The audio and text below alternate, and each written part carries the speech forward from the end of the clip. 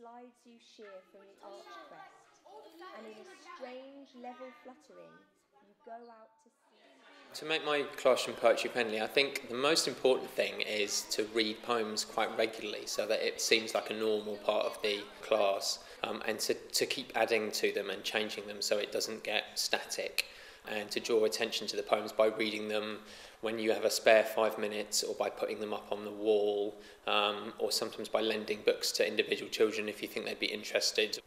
One of the main things we try to do here is to not make poetry something that's intimidating for children or alienating or something that only the more able children can access. We try and have fun with words and language so that it's exciting for them.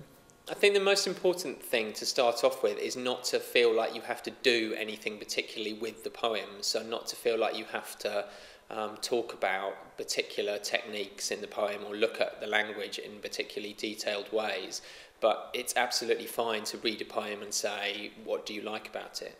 I think too often poems are taught like a puzzle that needs to be completed and needs to be worked out.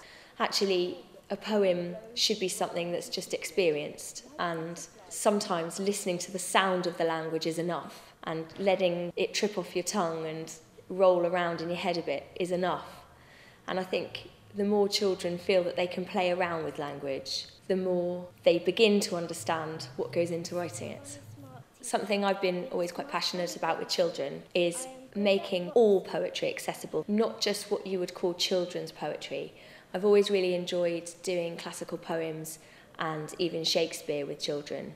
The wonderful thing about working with primary school children and poetry is that they are fearless with words. They don't think that it's something that is alienating. Some of the things that I've done that have worked quite well are doing lots of performances of poems. So particularly last year I had a year 2 class, and we read and talked about lots and lots of poems and then performed them with instruments and costumes so that they had internalised some of the rhythms and the rhymes in those poems, and that gave them lots of confidence.